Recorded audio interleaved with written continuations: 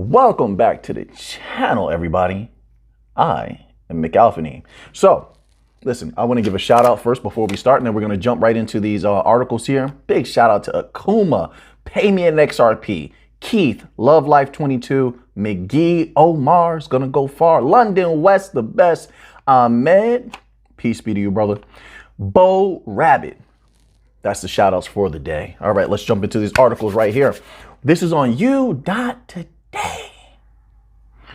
Pro Ripple lawyer makes stronger case why XRP and several tokens are not securities. Oh, is that so? Let's scroll down here and read this little tidbit here. Crypto law founder John E. Deaton is making a stronger case as to why crypto tokens should not be labeled securities. The attorney for XRP holders was responding to a Twitter user. My goodness, these Twitter users are going at everybody. Responding to a Twitter user who claimed that almost every coin or token was a security. You don't say. Did this Twitter user have a name or face or anything? Do you know if they work for the SEC behind the scenes? You never know anything. It could be anybody, right? They clearly have a reason to say such things. And I mean, if that is really a person's opinion, so be it. Deaton stated that this was not true and that the SEC's narrative that the token itself is a security should not be allowed to continue in the crypto industry. Really shouldn't. I mean, we have precedents set, but we're going to set a major precedent once we win this case, of course. It says here, Johnny Deaton, not true. We cannot allow the SEC's narrative that the token itself is a security to be perpetuated in the industry. The token itself is nothing more than a software code. Yeah. A token, like any other commodity or asset, can be packaged and marketed, offered, and sold as a security. Yeah, I mean, I don't understand what is not understood about that. It's quite clear to me. He's explaining this clearly with absolutely no obfuscation at all. Gary Gensler, the chairman of, okay, so we know about all that. Deaton explains that although a token could be packaged, marketed, offered, and sold as a security, that does not make the underlying asset or token one. All right, clearly stated. Once again, he says that the token itself is nothing more than software code. He continued that the term, quote, investment contract or security was never about the underlying asset, but about the circumstances surrounding its offer and sale.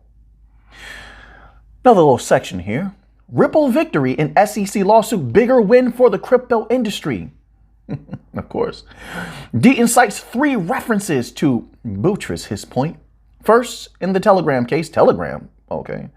The ruling judge made it clear that the Gram token was not a security as it is an alphanumeric sequence. There are so many cases going on. Is this the case they were talking about the other day?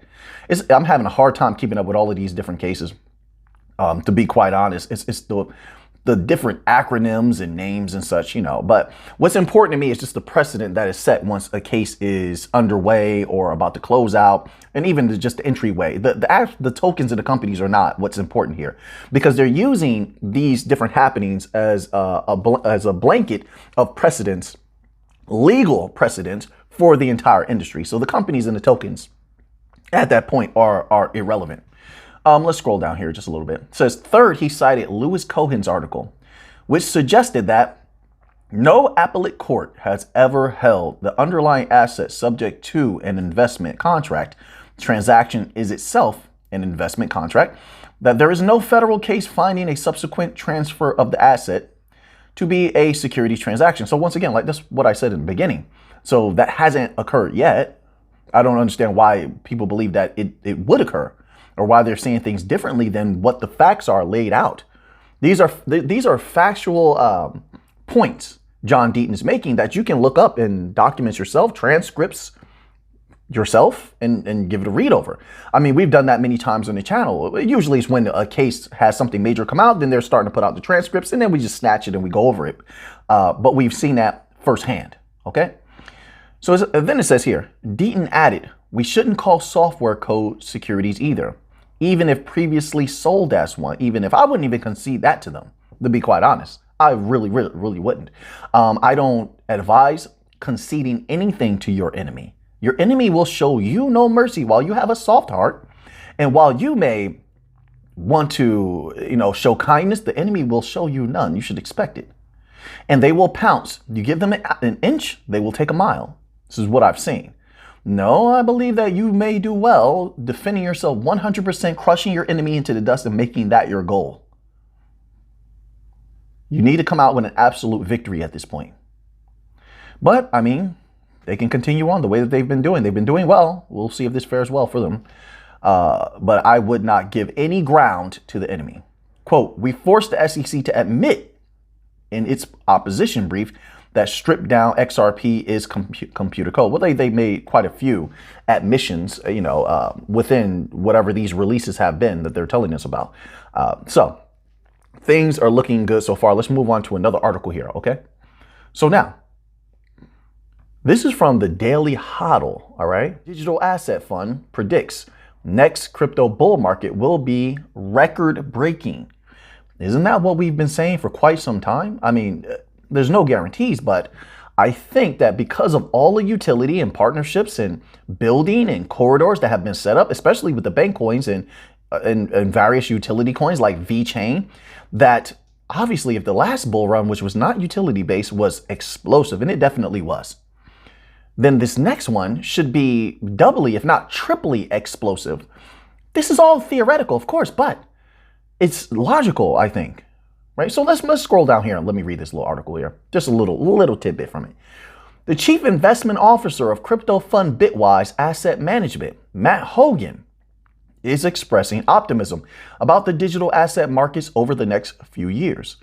In an interview, a new interview on the Wolf of All Streets, is that what it's called?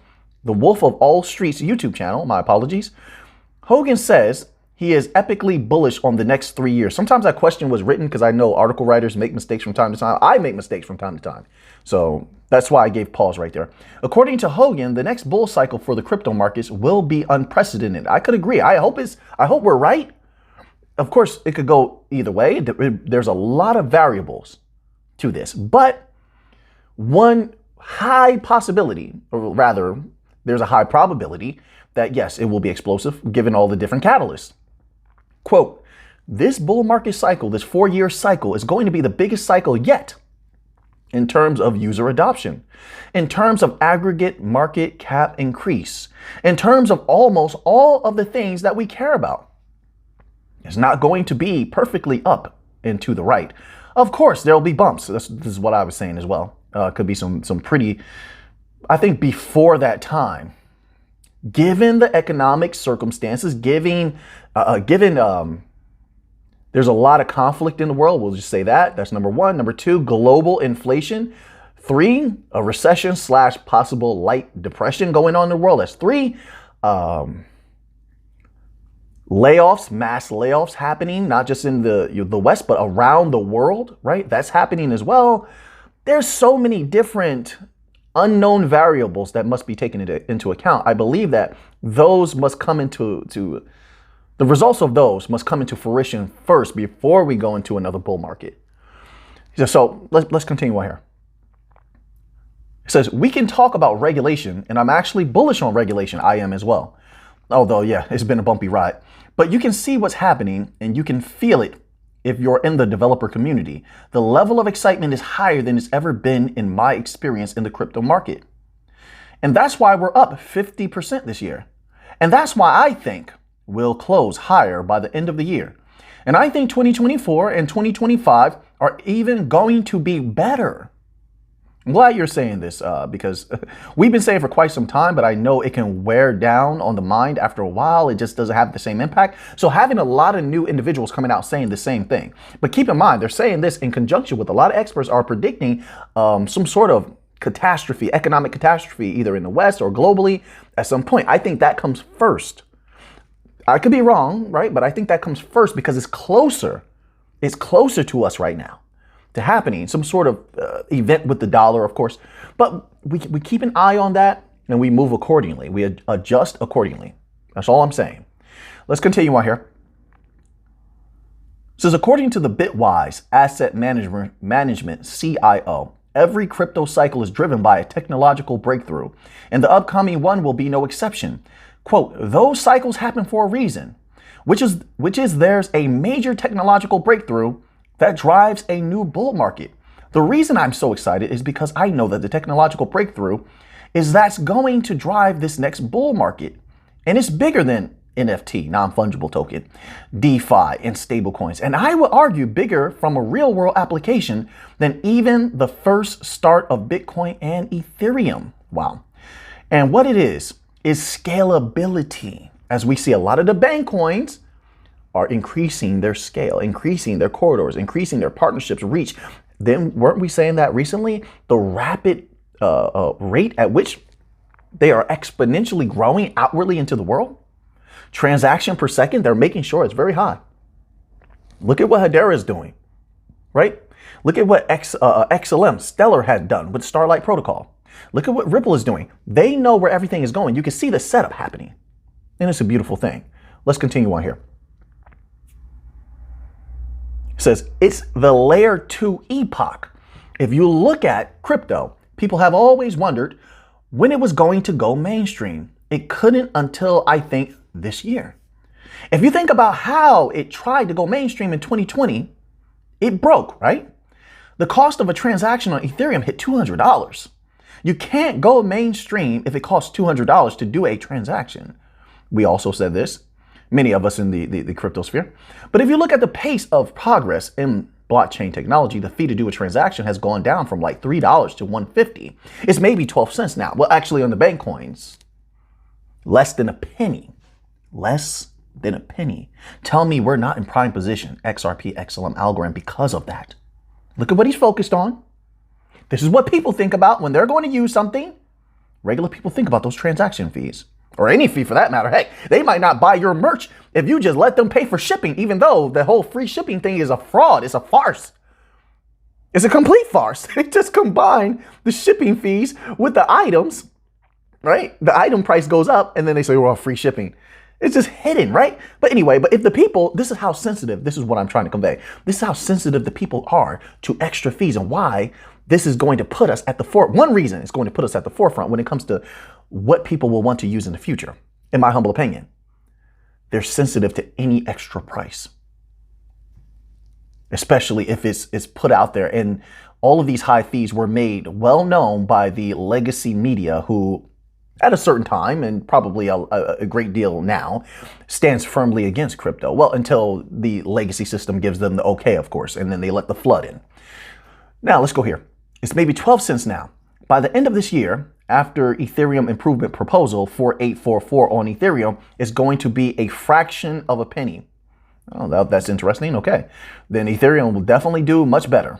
100%. It says, and the things you can do when it's effectively free to use a blockchain are so interesting and so exciting. It allows you to get into mainstream use in such a major way. First, there has to be regulation, and we'll see how regulations go. In a major way that I think this is the 3-year cycle. And then also there's whatever's going to be happening with the SEC, who has said some very interesting things about Ethereum. So they may have to walk through that SEC fire. If Ethereum can get through everything and do what they're saying, then Ethereum will have a bright future. But as of right now, the bank coins are second to none. 12 cents, sure, that's cute. 0.001 lumen. 0.001 algo, something like that. Ridiculously low fees. I mean, but we'll see where this all heads. If they want to battle, we can definitely go a little bit further for sure.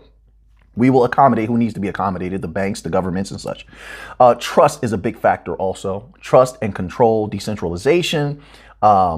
There's certain different terminologies in the contracts that are going to ensure that entities want to use that particular chain, of course, right? Experience, use cases as well. Your successes, your losses. That's another thing. Consensus. Remember the things that we've covered about consensus, their victories as well as their losses. That all is going to be weighed when it comes to choosing what is going to be at the forefront of technology. Now, I believe there's enough money to go around for everyone, to be quite honest, but the bank coins are just in another class. Now, let's move on to another article here, all right? So this one here is from Cointelegraph.com, and it's titled, FSB, IMF, and BIS papers set to set global crypto framework, says G20. We just covered something in the video yesterday about the G20. Very interesting stuff, is it not? They're on board. They're letting it know that trillions are going to be growing. The trillions that we can move in cross-border payments are only going to be growing. If you didn't see that video yesterday, you can go over there and then just click on that chapter. It'll take you right to that article, okay? A series of recommendations and papers setting standards for a global crypto regulatory framework will be released by institutions in July and September. Here we have more dates to set on our calendars, everyone, so we can get our hands on those transcripts and on those documents. You and I need to see them for ourselves. We don't need anyone to tell us. We can discuss it here on the channel, but it's better to have that in your file. You can read over it, make your own interpretations, and take your life into your own hands. All right. But let's scroll down here and see what else they have to say. The Financial Stability Board, which we read that article from the FSB the other day, the International Monetary Fund, and the Bank for International Settlements will deliver papers and recommendations establishing standards for a global crypto regulatory framework. Announced on February the 25th, the group of the 20 biggest economies of the world, collectively known as the G20. According to a document summarizing the outcomes of the meeting with finance ministers and central bank governors, the FSB will release by July 2023 recommendations on regulation. So now we can see that this global regulatory framework will extend probably past the end of this year, right?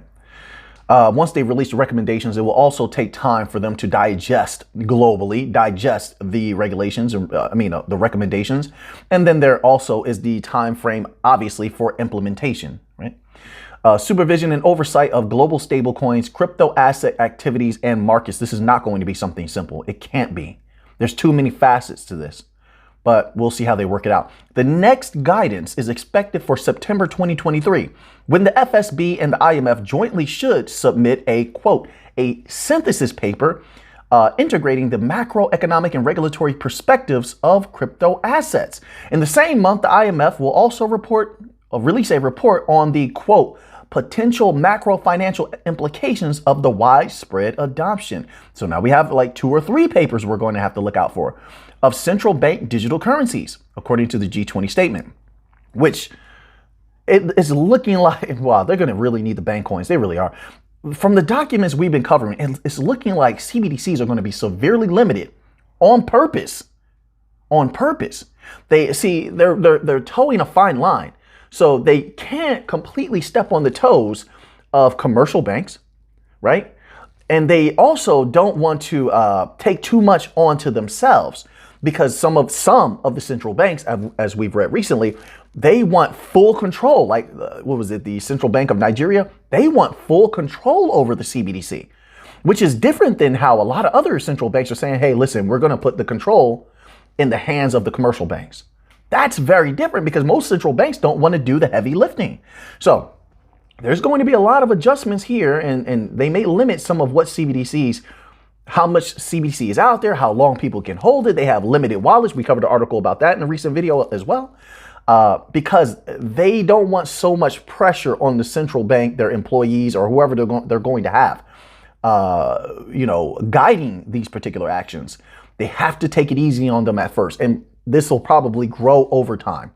However, like I said, I believe that a lot of people, if there is any type of catastrophe financially with any type of fiat currency, collapse of the US dollar, for example, I think the people will turn to crypto wallets outright. We've heard a number of CEOs come out recently, and my apologies, I have to say these things. We've had a number of CEOs recently saying how they like to use the crypto outright, that it excites them. We read an article about this in one of the recent videos. It excites them that you don't have to have any type of relationship with a bank in order to use those offerings. That's an eye opener. Well, let's continue on here. It says, the BIS will also submit a report on analytical and conceptual issues and possible risk mitigation strategies related to crypto assets. This report's deadline is not mentioned in the document. A G20's financial task force will also look at the use of crypto assets to fund redacted activities. The announcement came after 2 days of official meetings in Bengaluru, India. My apologies. In the first financial meeting under India's presidency, the group addressed the key financial stability and regulatory priorities for digital assets, Cointelegraph reported. Okay, so this is a very, very potent article here. Once again, it's on Cointelegraph. If you want to read the rest and see everything else that I skipped over, all right, go over there, head over there. They're doing a tremendous job. They had a multitude of good articles over there, okay? So now, let's go to this here. So now we're going to get on to a little Algorand. Those first few articles really have heavy implications for all bank coins, XRP, XLM, Algorand, Hedera, etc. But now we're going to get to a little bit more specific information here. Algorand put out this tweet, and I love to see it. They're getting an early start on everything. Listen, the bank coins, crypto as a whole, even though they've been out for quite some time, they're still in the nascent stages. They are still in their youth. We haven't begun to run as of now, but we will. So I like to see this. And the tweet goes as such. The arena is packed and the crowd is ready. Who will take home the Drone Race League Championship title? Now, what's good about this? They pan the camera around. You can see how many people are in that audience. They're not pretending, right? Some companies lie a great deal. No, they turn the camera around to show you they're telling the truth when they say it's a packed stadium. Why is that significant? Because Algorand advertising is everywhere. The people are getting to see that insignia, Algorand. Maybe they question, what is Algorand? Who is this that's bringing us this great event? And they can look into Algorand. Maybe they want to use a wallet. Maybe they're a business owner. They want to build on Algorand. Maybe they want to hold a little Algo. I don't know. But I know that it's great to have that type of advertising there, laying the foundation in the minds of the people that, hey, there's a great offering that everyone can benefit from. And it's called Algorand. So I like to see this. This was very good. Now, let's move on to another tweet here. Oh, not tweet, my apologies. Article. This article here is from Hedera.com. It's titled, The Rise of the Identity Token. Let's see what this is all about. It says, since the minting of the first non-fungible token in 2014, we have seen increased interest in their capabilities as unique, one-of-a-kind digital deeds of ownership, unquote, sorry about that, representing assets such as artwork, music, collectibles, and more. In May of 2022, we saw the release of the paper, quote, Decentralized Society Finding Web3's Soul, which raised the concept of a soul-bound tokens. I hope that is not the name they're going to stick with. Is this the actual name?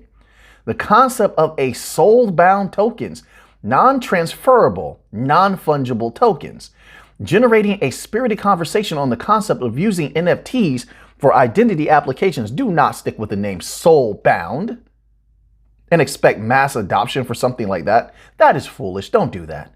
Don't do that. We have to have a certain level of maturity at some point if you want to be accepted.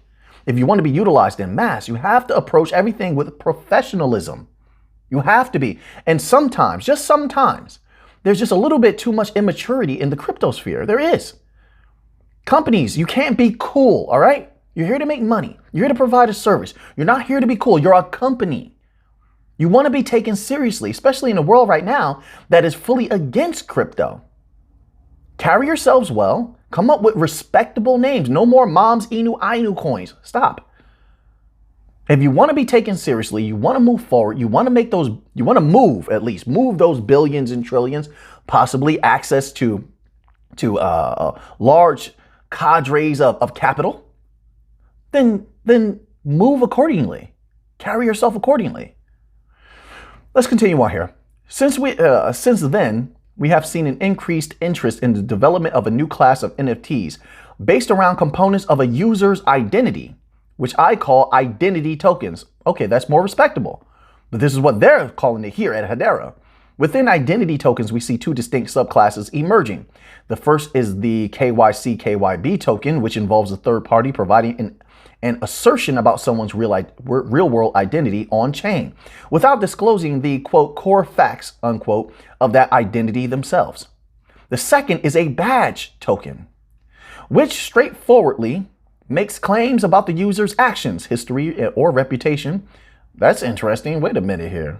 Let's continue on. I was going to say something. Or those of their Web3 persona. Interesting. While both of these subclasses of tokens might technically be very similar, the key difference, as explored below, is that KYC, KYB tokens are strongly controlled by their issuer and have a very specific identity proofing application. Badge tokens, on the other hand, may be third-party or even self-issued. And usage of the token is much more controlled and directed by the user for a broad range of public identity applications. The waters here are going to get very murky. They're going to have to be careful with this. I don't know how people are going to feel about these things, right? You're tracking the capability or the possibility of tracking what people do in certain alleged behaviors and attaching it to this digital ID.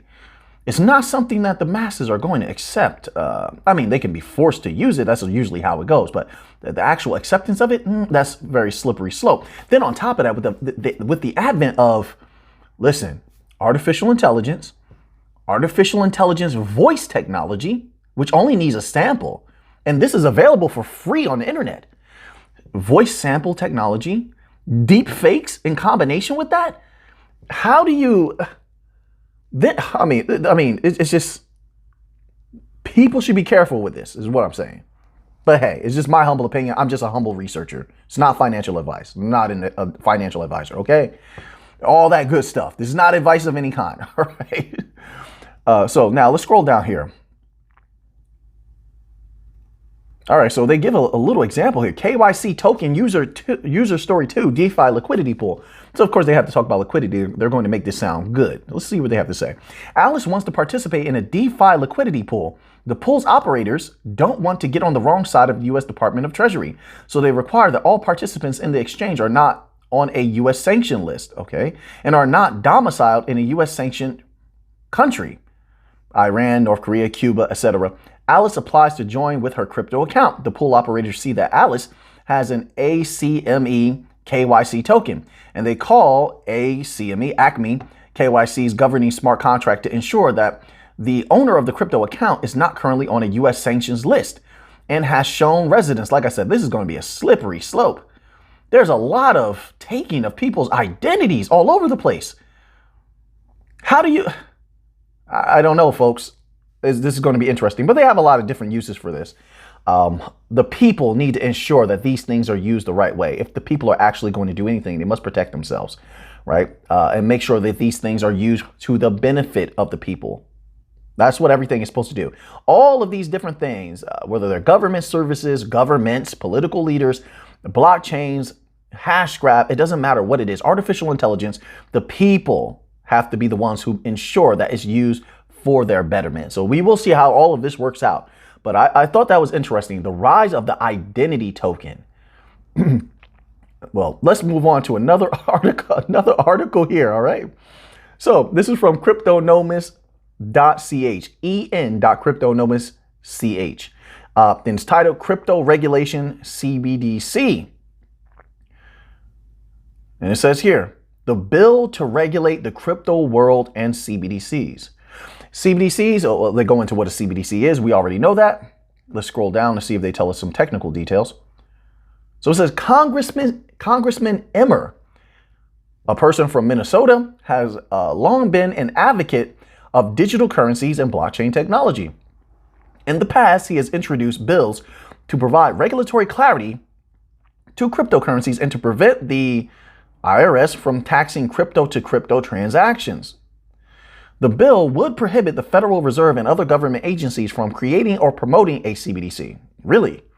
And would require, I'll take it either way, because then they'll have to use the bank coins outright, which would make those prices theoretically explode. I'll take it either way, whether we're going to be backing CBDCs and we're going to get generational wealth that way, or if we're used outright, I prefer that. I definitely would. We're going to dominate, especially if we get regulatory clarity. We don't need the banks. We'll take that money. We'll take that capital for sure. And we definitely don't need them stepping on our toes. But, I mean, either way, we win. Really, that's how I'm looking at it.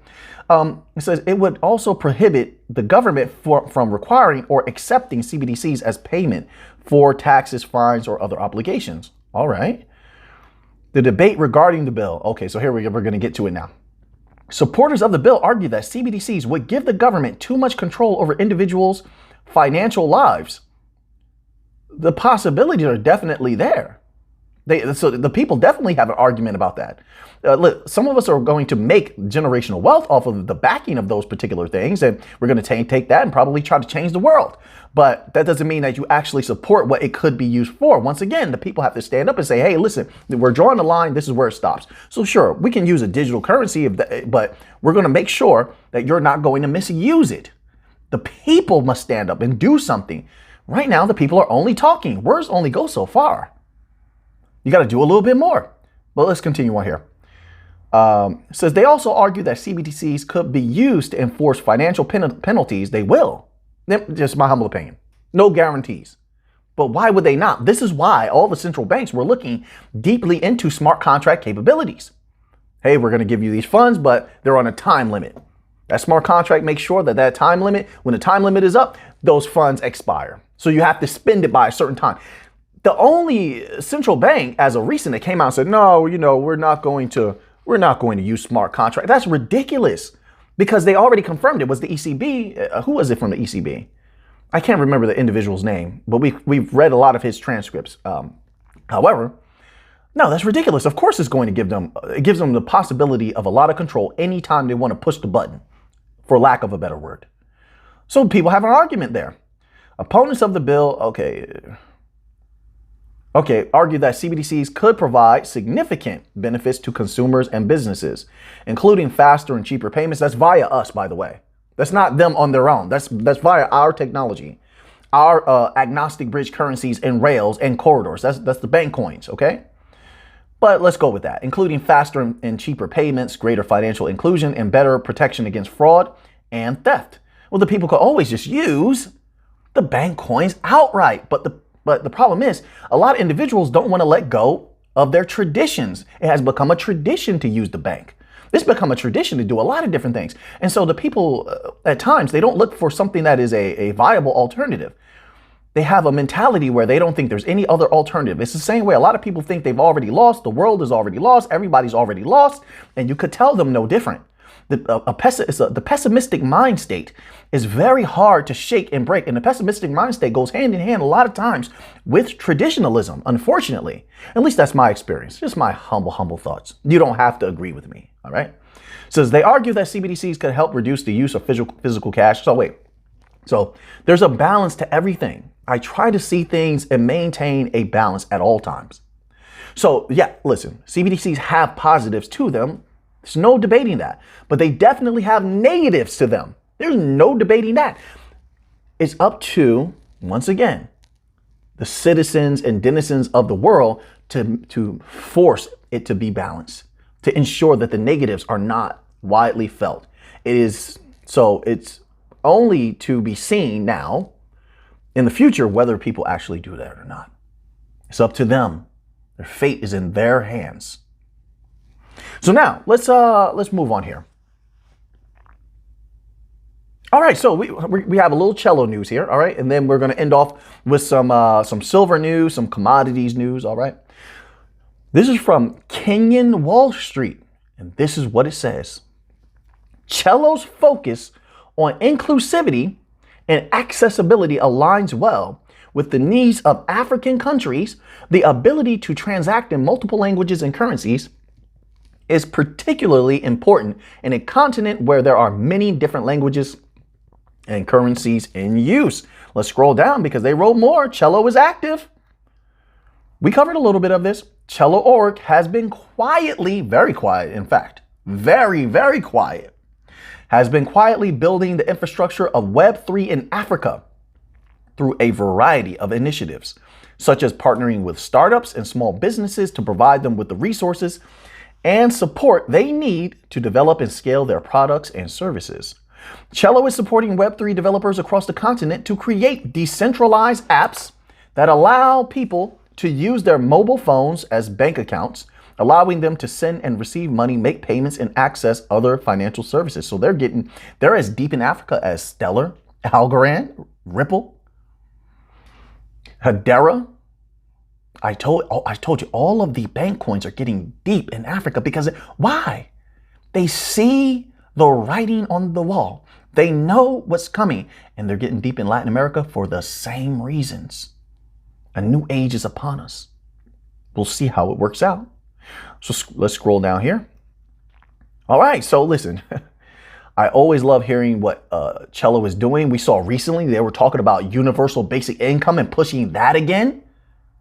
And that's also something to keep an eye on. Every article, you got to go into Google and search universal basic income, Celo, universal basic income laws around the world, universal basic income being pushed, all of this, right? And keep an eye on that, especially as we're going into harsh economic times, possibly, right?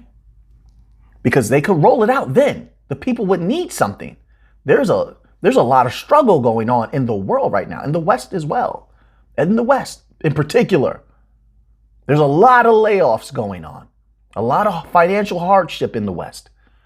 Keep your eye on universal basic income. They made a huge push last political cycle.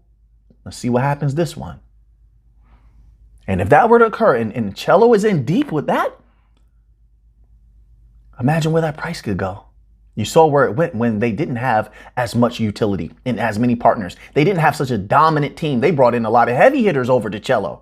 Remember? They didn't have any of that before, and we saw multiple parabolic runs from Celo.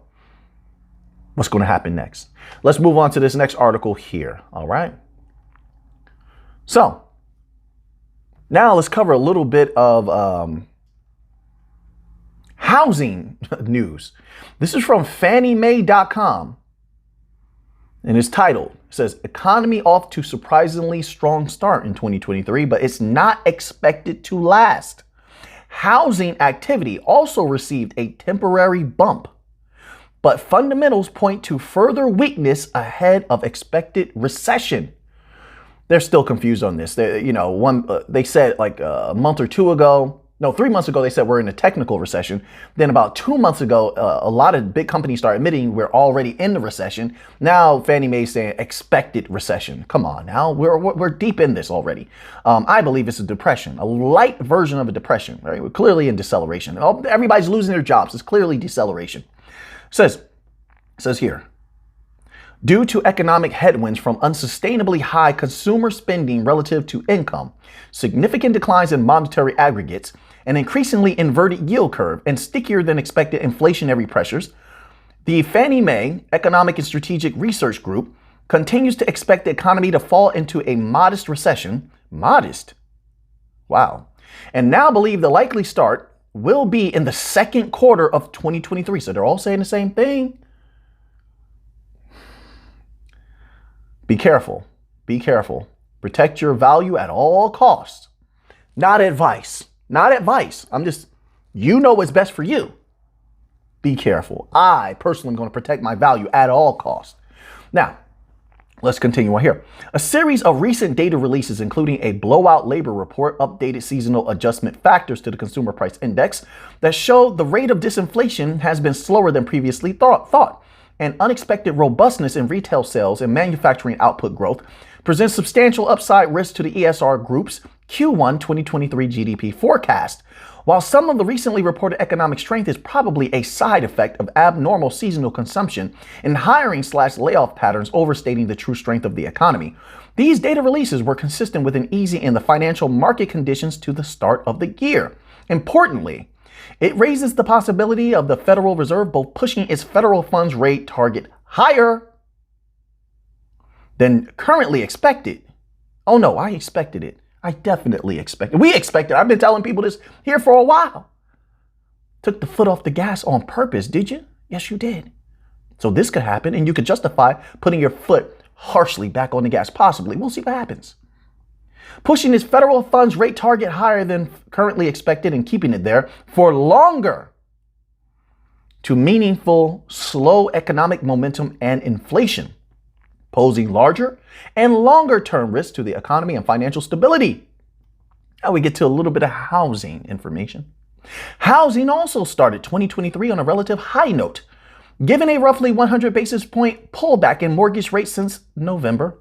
Although the ESR Group expects this too to likely prove temporary. Ongoing affordability constraints, the quote lock-in creating a financial disincentive for the majority of current homeowners with mortgages to move. And still tight inventories are expected to continue to limit home sales, according to the ESR Group. Additionally, the 10-year Treasury has increased meaningfully in recent weeks, suggesting that the mortgage rates are likely to begin rising again. Haven't I been saying this to everyone? I've been telling everyone. I mean, we cover a lot of things on the channel, but we've been spot on so far. Be careful, everyone. The ESR Group expects housing starts activity to soften as well, as there remains an elevated number of new homes for sale that are already under construction or completed. These projects will likely be prioritized by builders rather than breaking ground on new ones. Quote, recent data have been stronger than expected in ways that we believe are likely to lead to higher monetary policy with the attendant increases in interest rates, unquote, said Doug Duncan, Senior Vice President and Chief Economist. Quote, while some optimism appears to have crept into the housing sector, it represents an increase from very low levels of activity and is at risk of declining again if rates reverse. Right now, it's difficult to ascertain whether redacted induced consumer behavior changes and business practices are altering seasonal data adjustments, or if the real underlying economic activity is as strong as some recent economic indicators suggest. While we now believe that the expected economic downturn will not start until the second quarter of 2023, we still think a mild recession is in the cards, unquote. Powerful stuff from Fannie Mae. Good job, Fannie Mae. This is a great article. I didn't know that you wrote like this. I look at a lot of other housing information and article writers, and they do a good job, but this was thoroughly powerful. I'm going to definitely be checking out your other articles, by the way. All right, so now let's go here. We're going to end off with this. I actually have 2 articles left. We're doing a great job today, in my humble opinion. And I want to get you all this information and give you potent information for your time. I want to do the best that I can, not only for the channel, for myself, but especially for those out there who have supported the channel through good times and bad. Through the times where I'm eloquent and the times where I am not. The times where I had a great day and I come on smiling and having a great day, and the times where I may have had a rough day. And so I might not be as in good energy to people support anyway, so I want to do my best for you. And what you do with that information is up to you. So here we're on home.saxo, okay? So we're going to read this little tidbit here. It's titled, Commodities Hurt by a Crisis of Confidence. So let's begin here. The commodity sector remains on the back foot this month after a supportive focus on China's reopening was replaced by fresh growth and demand concerns. Not least in the U.S., where recent economic reports have shown continued strength in the labor market while inflationary pressures have eased by less than expected. Continued strength in these numbers have forced the Fed to turn up the hawkish rhetoric, and the market has responded by raising the expected terminal Fed funds rate, while at the same time sending bond yields and the dollar higher, thereby hurting risk sentiment across stock and commodity markets. Meanwhile, geopolitical risks remain elevated, which may further speed up the transition to regionalization following 2 decades of unconstrained globalization. Reshoring and friendshoring may push up prices, thereby supporting our view that inflation is unlikely to drop to the levels that are being targeted by central banks. I said the same thing. Thank you, Saxo. I hope everyone listens to you. Everyone's telling me, no, Alfani, no, the inflation is going to come down. Things are going to go better. They're righting the ship. This is what thousands of people are saying.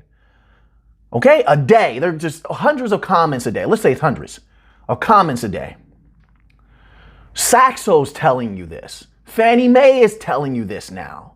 Expert after expert. And yet, I'm telling you, hundreds more people will come to me saying, hey, no, everything's going to be okay. To each his own. To each his own.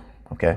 So now let's continue on here. Meanwhile, geopolitical risks remain elevated, which may further speed up the transition to regionalization. Okay, so sorry about that. We read that already. Let's get back to where we were. In addition to a commodity-intensive green transformation and continued growth in China and India, we see limited downside to the sector beyond the current weakness, which is driven more by lack of market confidence than an actual slowdown in demand. Let's scroll down, see if they have a little bit more here. A roller coaster year for global natural gas prices. An attempt to reduce the resolve of Europeans through higher gas prices remains Redacted's biggest economic miscalculation. Gas and power prices did initially surge higher last summer than when Gazprom successfully turned off the taps on 3 of its 5 major gas pipelines to Europe, thereby reducing its pipeline exports by around 75%. While a period of market panic followed, the timing of the reduction in flows during the low summer demand season provided Europe with more time to source gas from other suppliers, while also putting in place initiatives that would help reduce demand during the winter period. 1 year on, the Dutch TTF benchmark gas contract is trading more than 40% below pre-invasion levels. This has been driven by a combination of mild winter weather and, in most cases, a voluntary reduction in demand from consumers and industry. There's a lot more to it than that, but I'll let you go with that, right? Earlier this week, Eurostat wrote on its website that EU consumption of natural gas had dropped 19.3% between August and January. Compared with the 5-year average consumption for this period, adding up total gas flows from rising LNG imports, stable supply from Norway, and the trickle from Russia, we find a year-on-year drop of 20%. This is a huge article. I'm sorry. I came upon a lack of words. I mean, they have so many different sections here. It's great. I want to go through it all, but I don't have time. They have a crude oil section. I would love to read it. Maybe next time. I get excited. I like numbers. I like information. I like making adjustments. I enjoy it. It's like a puzzle.